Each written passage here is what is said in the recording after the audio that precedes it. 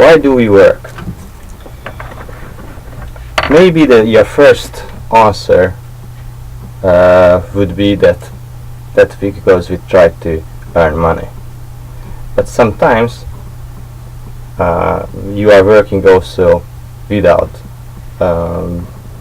financial reward, and we all know really wealthy people who are still working after earning so much money that even their grandchildren would be able to live from that money.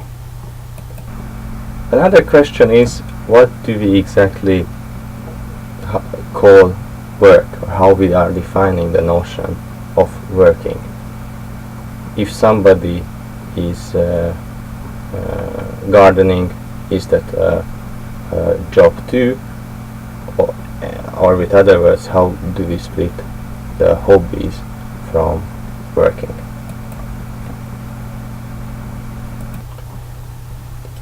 Business schools and management studies are full with different theories of motivation, trying to answer these questions, and these motivation models are listing different aspects and dimensions on what to put people in order to understand human behavior or the motivation to work. Instead of such complex and sometimes over sophisticated models, I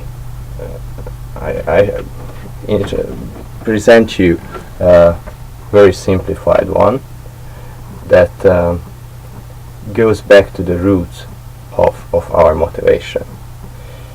To do that, we have to understand I have to introduce one new notion, and that's of the size of the self. Self, it's a psychology notion, and it's the summary of what we know about ourselves and all our knowledge, and it's somehow related to self-confidence, especially the size of this self. If this is a big one, then we can say that I'm self-confident. If this is a tiny one, then we are talking about somebody who is losing control against the things in his or her environment. By today, the self was defined as a fixed, static amount that slowly was growing. To be more exact, nobody really cared about such a dimension as the size, to measure the size of the self. It was enough that we have a self.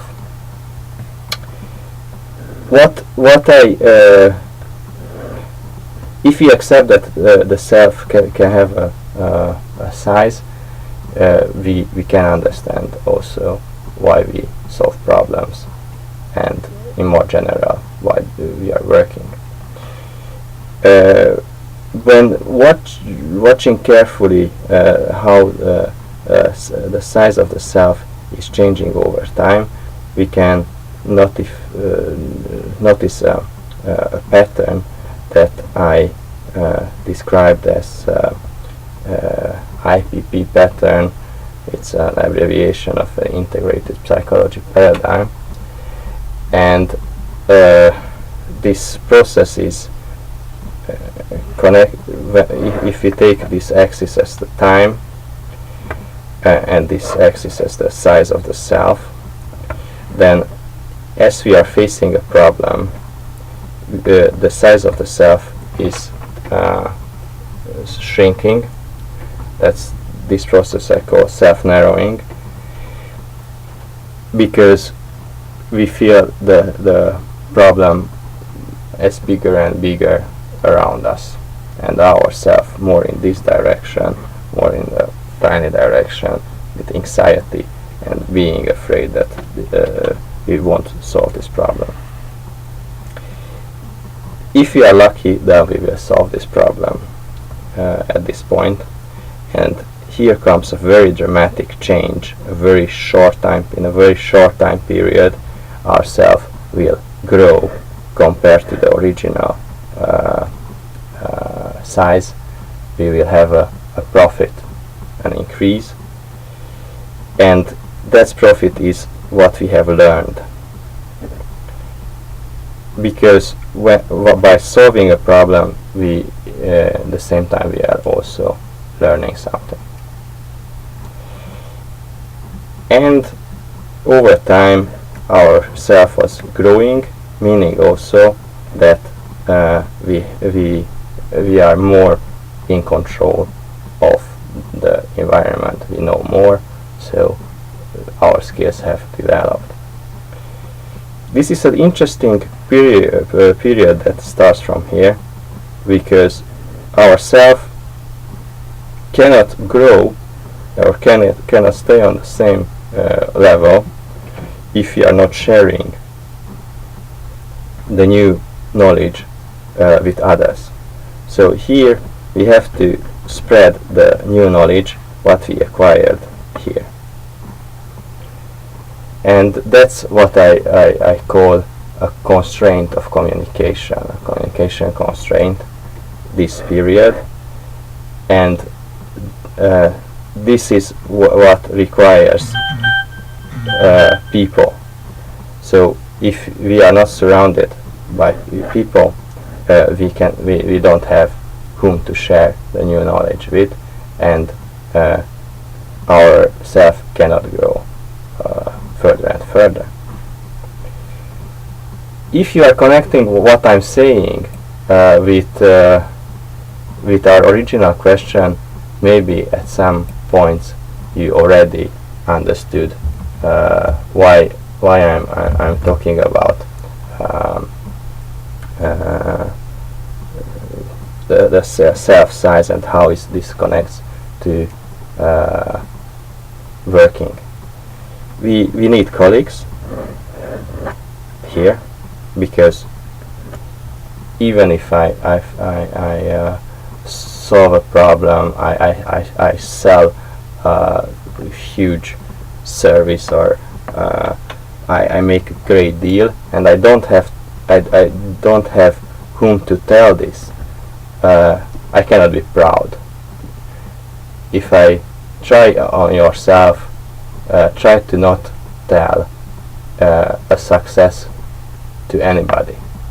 You almost go crazy, because this happiness within you tries to explode you. This is the new information makes an internal pressure within you and wants to come out. And yes, in many cases that's why we are happy to have colleagues together. The other reason is why we go to a workplace and we work is the possibility to make this whole wave, or this whole process, because without proper problems, so without good questions, useful puzzles, we don't even have the possibility to start to go into this pattern. So if there are no good problems, then we don't even have the chance to grow ourselves to one level higher. So at the end of the day, my answer on why we are working is that we are entering we entering by ourselves happily in a kind of cave full with problems, and that's our workplace, because we know that if we complete different tasks, then we come out from this workplace happier, because our self has grown, as you see here, this increase. This model is not only useful to understand ourselves and to be funny when somebody is asking why you are going to take to work, but it also gives you a comprehensive model on how a workplace or a company culture can destroy motivation.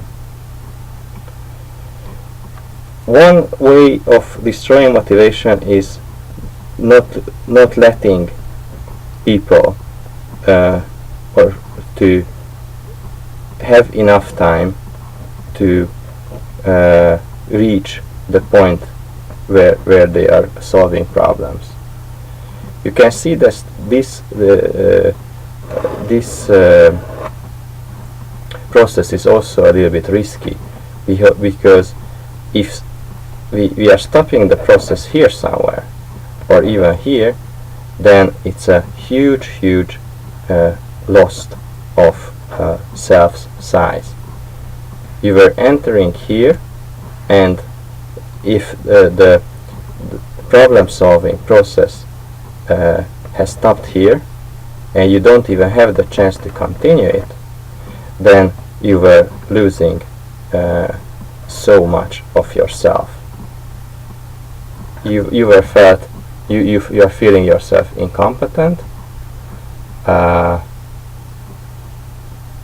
and this makes yourself more like a tiny little bit with a mouse. So, and this happens rather often when working in time pressure, that people don't have enough time to elaborate problems. The other demotivating environment is when aggression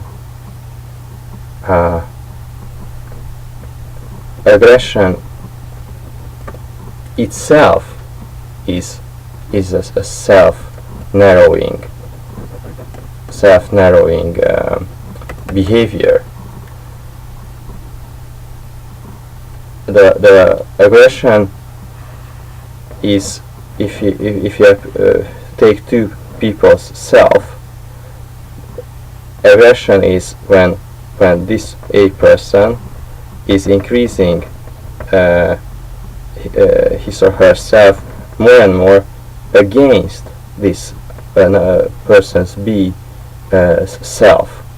So person B has to have a smaller self in order to A to grow, and in this area there is the aggressive act. They are the conflicts.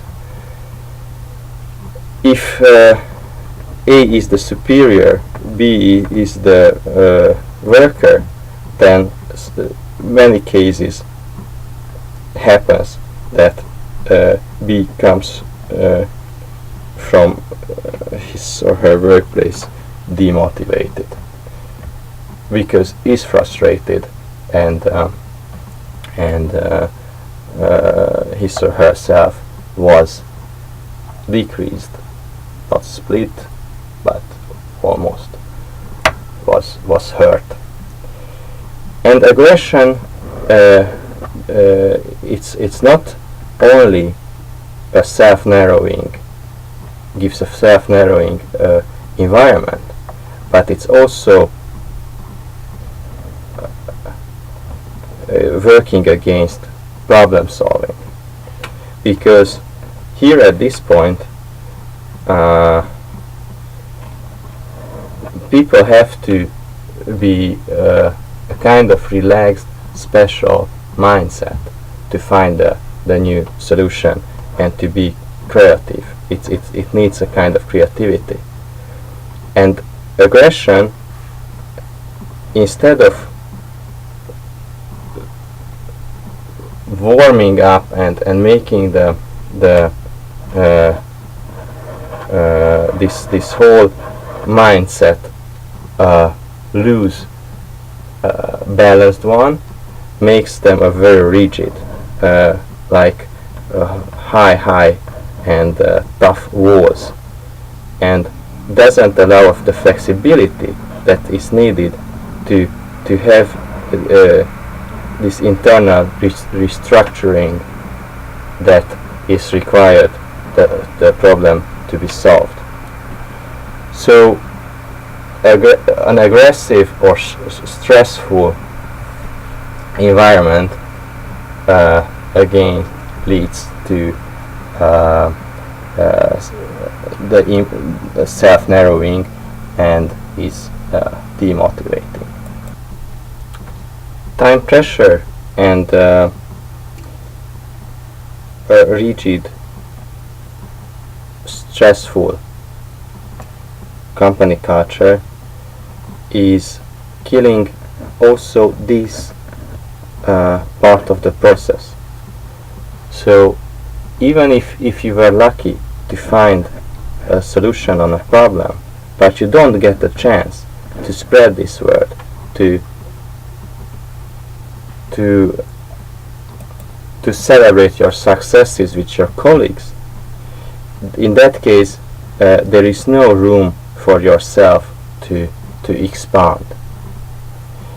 And that's also a management issue. It's a question of how the top people in a company set the company's culture, and how much time do they give to people to rest. Is there complete or often overwork? Do they have enough time to spread their successes within their private life, to friends, to family members, and regenerated to start again with a higher or a bigger self? With other words, time is needed to get this self increase real. I can visualize with between neurons there are links, and these links has to consolidate. So even if between two neurons there is a tiny little good link, you have to practice this knowledge. You have to tell more and more people that you were successful in order that these two neurons should connect very well. Until it's only a tiny one, it can break up this link very easily. So both we need time to solve the problem, and then this debriefing period is also very important. And by debriefing I mean both in the company communication and socializing, and resting and spending private life externally outside the company. So once again, thank you for attention, and I hope that to subordinates or employees, I could give a picture that makes them understand themselves, and to managers I could give a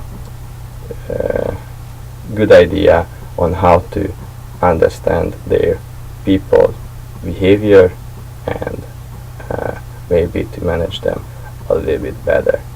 Thank you.